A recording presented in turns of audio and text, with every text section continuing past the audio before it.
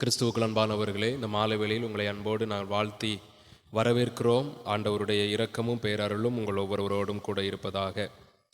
நாம் மத்தேயு நற்செய்தி நூலிலே காணப்படக்கூடிய உவமைகளை தியானித்து கொண்டு வருகிறோம். இன்றைய தினத்திலே 8வது உவமையாக சொல்லப்பட்டிருக்கிற நாம் வாசிக்க கேட்ட மத்தேயு 25ஆம் அதிகாரம் முதல் 13 வசனங்களிலே சொல்லப்பட்டிருக்கிற 10 கன்னிகைகள் உவமையை குறித்து நாம் தியானிக்க போகின்றோம். 10 கன்னிகைகள் அல்லது 10 தோழியர்கள் உவமை என்று நாம் சொல்லலாம். பேரபிள் ஆஃப் 10 வெர்ஜின்ஸ் என்று சொல்லி நாம் ஆங்கிலத்திலே சொல்லுவோம். இந்த உவமை நம்ம யாவருக்கும் மிகவும் பரிச்சயமான ஒரு உவமை. அநேக நேரங்களில் நாம் இந்த உவமையை குறித்து தியானித்திருக்கிறோம். அநேக ஊழியக்காரர்கள் இதை அதிகமாக தியானித்து நமக்கு போதனை செய்வதெல்லாம் வழக்கம். இந்த நாளிலும் நாம் அந்த உவமையினுடைய மெய்யான அல்லது ஆழமான கருத்தை அதன் பின்னணியத்தோடு நாம் கற்றுக்கொள்ள அழைக்கப்பட்டிருக்கிறோம். இந்த உவமை ஆண்டவர் யாருக்கு சொல்லுகிறார் என்று நாம் தியானித்தோம் என்றால், தம்முடைய சீஷர்களுக்கு அவர் சொல்லுகிறதை மத்தேயு 24ஆம் அதிகாரம் முதல் வசனங்களிலிருந்து பார்க்கும்போது நமக்கு அது தெளிவாய் புரிய வரும். 2வது வருகையை குறித்து ஆண்டவர் போதித்து கொண்டிருக்கிறார். அப்படி போதித்து கொண்டிருக்கின்ற போது 2வது வருகையில் நடக்கிற அடையாளங்கள் இவைகள் எல்லாவற்றையும் சொல்லிவிட்டு ஒரு சில உவமைகள் மூலமாக 2வது வருகை எப்படி நடக்கும், எந்த நேரத்தில் நடக்கும் அப்படின்னு சொல்லி தெளிவாய் ஆண்டவர் கற்றுக் கொடுப்பதை நம்ம பார்க்க முடியும். இதற்கு முந்தைய அதிகாரம் மத்தேயு 24ஆம் அதிகாரம் 45வது வசனம் முதல் 51வது வசனம் வரை அங்கு ஒரு உவமை சொல்லப்பட்டிருக்கிறது. அந்த உவமையை நம்ம பார்த்தோம் சொன்னால், மணவாளன் சீக்கிரமாய் வருவார், அவர் சீக்கிரமாய் வரப்போகிறதுனால நீங்கள் தீவிரமாய் ஆயத்தமாக இருக்க வேண்டும் அப்படின்னு சொல்லி அந்த உவமையை சொல்லுவார். அதை தொடர்ந்து மத்தேயு 25ஆம் அதிகாரம் முதல் 13 வசனங்களில் மணவாளன் வர தாமதமானாலும் நீங்கள் எப்படி இருக்க வேண்டும், ஆயத்தமாக இருக்க வேண்டும் அப்படின்னு சொல்லி இந்த உவமையை சொல்லுவார். 2 உவமைக்கும் உள்ள தொடர்பு அதுதான். 24ஆம் அதிகாரம் கடைசி உவமையில் சீக்கிரமாய் வருவார் அப்படின்னு சொல்லியிருப்பார். ஆனால் அதே வேளையில் 25ஆம் அதிகாரத்தில் வர தாமதமானாலும் நீங்கள் ஆயத்தமாக இருக்க வேண்டும் என்று சொல்லி ஆண்டவர் அங்கு போதித்திருப்பார்.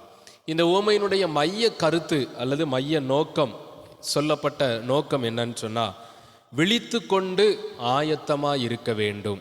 அதுதான் இந்த உவமையினுடைய மிக முக்கியமான மைய கருத்து.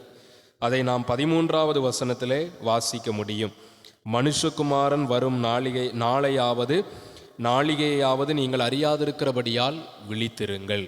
விழித்திருங்கள் அல்லது ஆயத்தமாயிருங்கள் என்பதுதான் இந்த உவமையினுடைய ஒரு மைய நோக்கம்.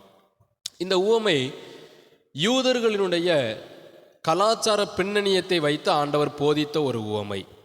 திருமணம், யூதர்களின் திருமணம் எப்படி நடந்தது, எந்த நேரத்தில் நடக்கும், எப்படி நடக்கும் என்கிறதை அதை மையமாக வைத்து மணவாளனை தேவகுமாரனுக்கு இயேசு கிறிஸ்துவுக்கு ஒப்புமைப்படுத்தி அங்கு சொல்லப்பட்டிருப்பதை நாம் பார்க்க முடியும். அப்போ இந்த உவமையை தெளிவாக புரியணும்னா யூதர்களினுடைய திருமண முறைமை நமக்கு தெரிந்திருக்க வேண்டும். யூதர்களினுடைய திருமணம் எத்தனை நாள் நடக்கும் அப்படின்னு சொல்லி தெரியுமா? யூதர்களின் திருமணம் எத்தனை நாள் நடக்கும் சொல்லி தெரியுமா? 7 நாட்கள் நடக்கும். எத்தனை நாட்கள் நடக்கும்?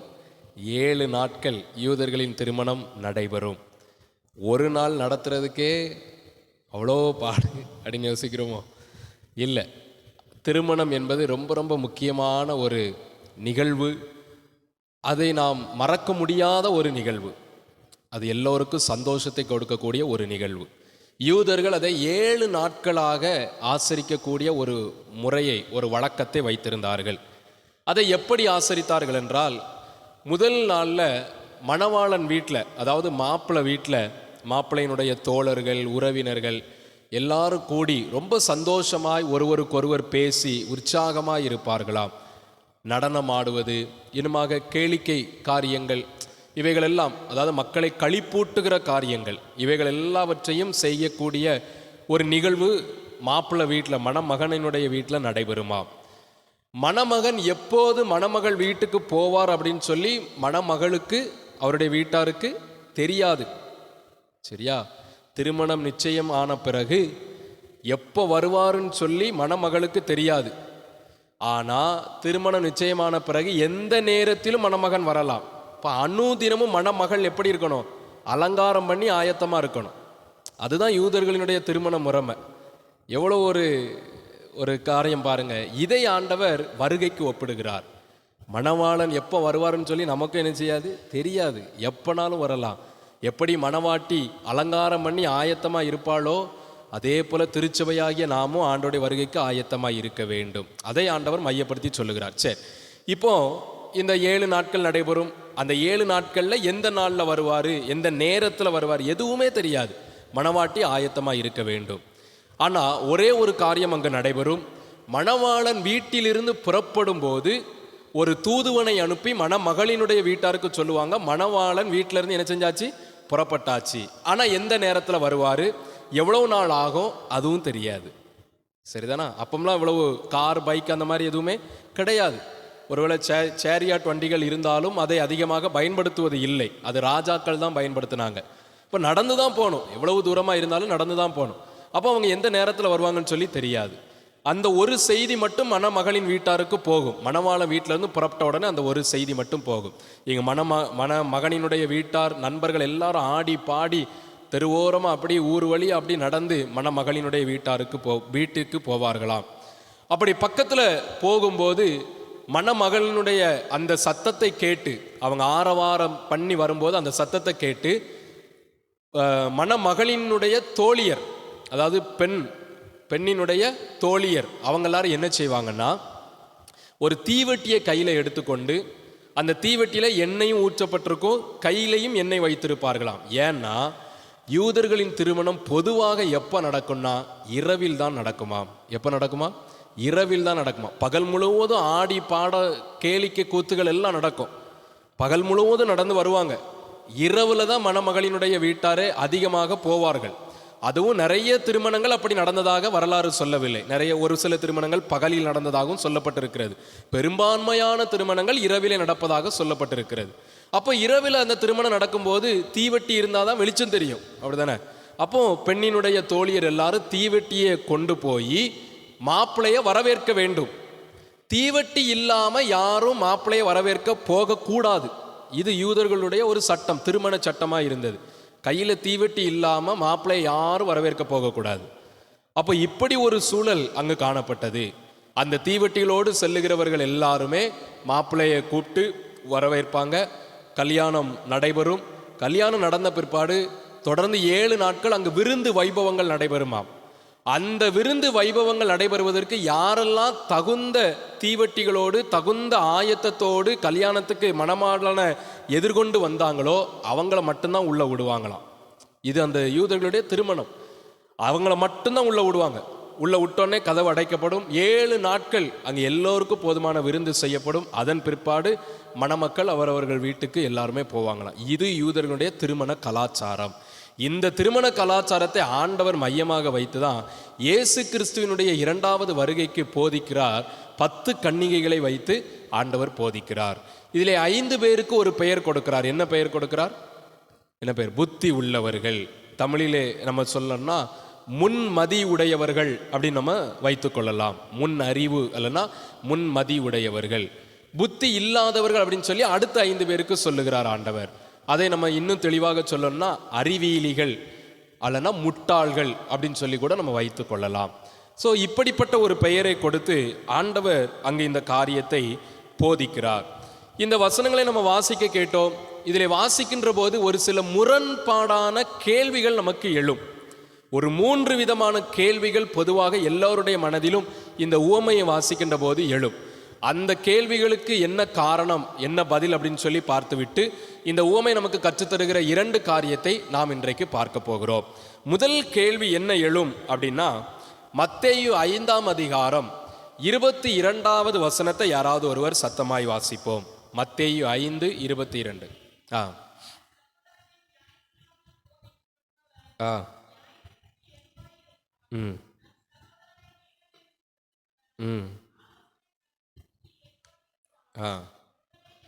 மூடனே என்று சொல்லுகிறவன் எரி நரகத்துக்கு ஏதுவாயிருப்பான். இங்கு ஆண்டவர் மலை பிரசங்கத்தில் போதிக்கிறாரு. உன் சொந்த சகோதரனை ஆகிலும் அல்லது பக்கத்து வீட்டுக்காரர் யாரா ஒருவர் உன்னுடைய சகோதரனை நீ மூடன் அப்படின்னு சொல்லக்கூடாது. மூடன்னா என்ன அர்த்தம்?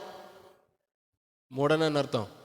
முட்டாள். அதான் முட்டாள், அல்லனா புத்தி இல்லாதவர்கள், அறிவியலிகள், சரிதானா?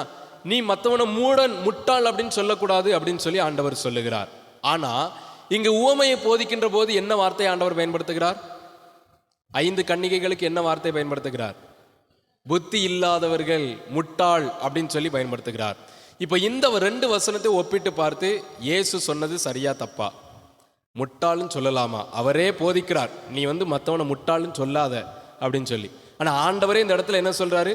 முட்டாள் அப்படின்னு சொல்லி 5 கன்னிகைகளை சொல்லுகிறார். அப்ப இது சரிதானா அப்படின்னு சொல்லி ஒரு கேள்வி நமக்கு எழும்பலாம். சரிதான். எப்படின்னா, அந்த மத்தேயு 5ஆம் அதிகாரம் 22வது வசனத்தை இன்னும் ஒரு முறை தெளிவா நீங்க வாசித்து பார்த்தீங்கன்னா, முதலிலேயே ஒரு வார்த்தை கொடுக்கப்பட்டிருக்கும், நியாயமில்லாமல் கோபித்துக் கொள்பவன், நியாயமில்லாமல் மூடனே அப்படின்னு சொல்லுகிறவன். சரிதானா?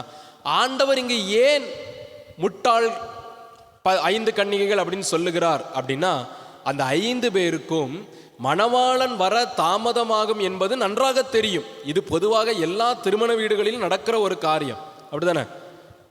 நம்ம திருமண கலாச்சாரத்திலையும் அப்படித்தான். பத்திரிகையில் 9 மணிக்கு மேலே, 10 மணிக்கு மேலே, 11 மணிக்கு மேலேன்னு போட்டுருவாங்க.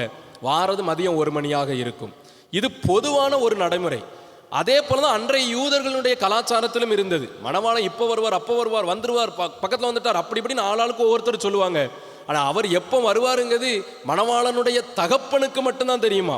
அந்த யூத வரலாற்று புத்தகத்தில் எழுதி இருக்கிறது, மணவாளனுக்கு கூட தெரியாதான், மாப்பிள்ளைக்கு கூட எப்போ புறப்படணும்னு சொல்லி தெரியாதான். தகப்பன் எப்போ புறப்படணும்னு சொல்றாரோ அப்பந்தான் யாருக்கு தெரியுமா? மாப்பிள்ளைக்கும் தெரியுமா. அப்படிப்பட்ட ஒரு கலாச்சாரம் அங்கே இருந்தது. அப்போ நேரம் தெரியாது. அப்போ இந்த புத்தி இல்லாத 5 கன்னிகைகளுக்கும் தெரியும், மணவாளன் வருவதற்கு கண்டிப்பாக தாமதமாகும் அப்படின்னு சொல்லி பொதுவாய் தெரியும். அப்படி தெரிந்தும் கூட அவங்க என்னது மட்டும்தான் வச்சிருந்தாங்க? தீவட்டியும் எண்ணெயும் மட்டும்தான் வச்சிருந்தாங்க. கலசத்தை கொண்டு போகல, கூட கொஞ்சம் எண்ணெயை அவங்க கொண்டு போகவில்லை, ஏற்ற ஆயத்தத்தை அவர்கள் செய்யவில்லை. அப்போ ஏற்கனவே தெரிந்தும் இவர்கள் தகுந்த ஆயத்தமாக இல்லை. இது என்ன மனப்பான்மையை காட்டுகிறது என்று சொன்னால், இது பொறுப்பற்ற தன்மையை காட்டுகிறது. அந்த புத்தி இல்லாத 5 கன்னிகைகள் ஒரு பொறுப்பற்ற தன்மையோடு வாழ்ந்தார்கள். அப்போ ஆண்டவர் இந்த இடத்துல அவங்கள முட்டாள்களே அப்படின்னு சொல்லுவது நியாயமான ஒன்று. சரிதானா? நியாயமான ஒன்று.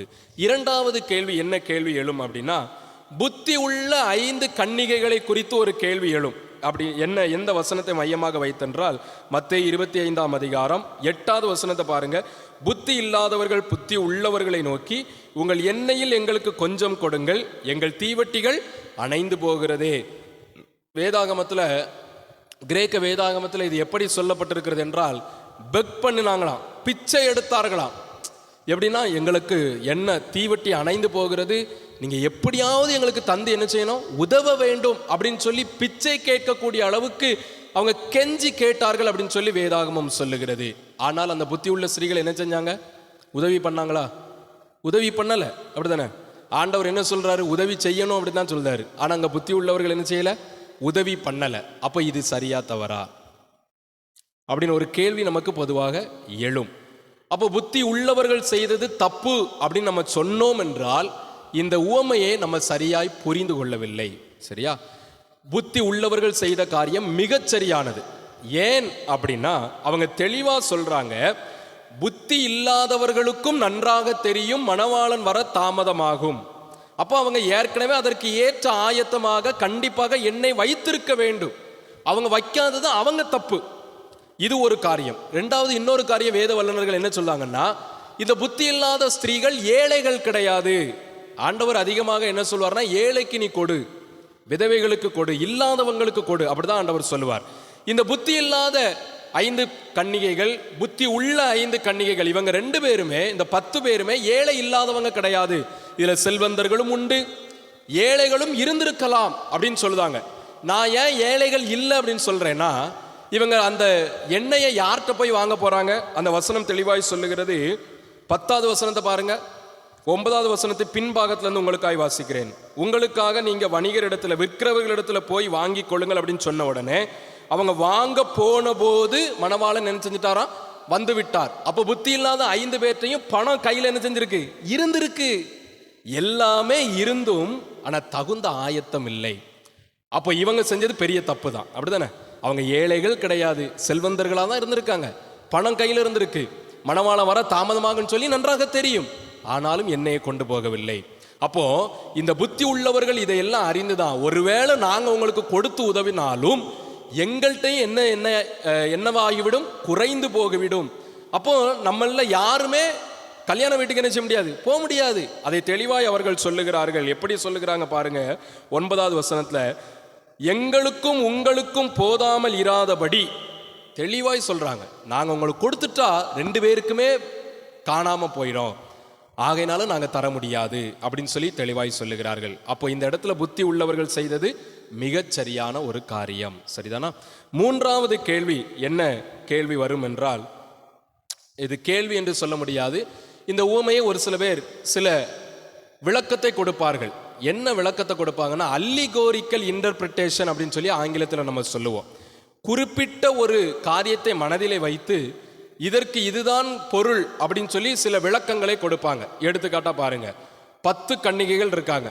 இந்த 10 கன்னிகைகளுமே ஆண்டவர் நமக்கு கொடுத்திருக்கிற தாளந்துகள் அப்படின்னு சொல்லி வைத்துக் கொள்வார்கள். இதில் 5 கன்னிகைகள் சரியாய் புத்தி உள்ளவர்கள் அப்படின்னு சொல்லி சொல்லப்பட்டிருக்கு. அப்படின்னா என்ன அர்த்தம்னா, ஆண்டவர் தனக்கு கொடுத்திருக்கிற தாளந்த நன்மையான வழியில செய்கிறவர்கள் அப்படின்னு சொல்லி சில பேர் சொல்லுவாங்க. நன்மையான வழியில செய்கிறவர்கள். புத்தி இல்லாத 5 பேர் யாருக்கு ஒப்பிடுவாங்கன்னா, ஆண்டவர் நமக்கு கொடுத்திருக்கிற தாளந்த தீமையான வழியில் செய்பவர்கள், தீமையான வழியில செய்து உலக சம்பாத்தியங்களை சுரண்டி வாழ்பவர்கள். இது இந்த 2மையும் ஒப்புமைப்படுத்துவாங்க. இதில் இருக்கிற எண்ணெய், தீவட்டி, இவைகளெல்லாம் யாருக்கு ஒப்பிடப்பட்டிருக்குன்னா, பரிசுத்த ஆவியானவருக்கு ஒப்பிடப்பட்டிருக்கும். அப்போ பரிசுத்த ஆவியானவர் நம்ம என்ன செய்ய வேண்டும்? பெற்றுக்கொள்ள வேண்டும் அப்படின்னு சொல்லி சில பேர் சொல்லுவார்கள். இன்னும் இந்த இடத்துல ஒரு வார்த்தை பயன்படுத்தப்பட்டிருக்கிறது, எல்லோரும் நித்திரையை மயக்கம் அடைந்து தூங்கி விட்டார்கள். அப்ப நித்திரை என்பது எதற்கு ஒப்பிடப்பட்டிருக்கிறது என்றால், மரணத்துக்கு ஒப்பிடப்பட்டிருக்கிறது. நாம செத்த பிறகு ஆண்டவர் வரும்போது நாம தாளந்துகளை சரியா பயன்படுத்தினா பரலோகம் போயிடுவோம், தாளந்துகளை தவறா பயன்படுத்தினா நரகம் போயிடுவோம் அப்படின்னு சொல்லி ஒரு சிலர் போதிப்பதும் உண்டு. இதை நான் தவறு என்று நான் சொல்லவில்லை. இது தெளிவான ஒரு விளக்கம் என்று நாம் சொல்ல முடியாது.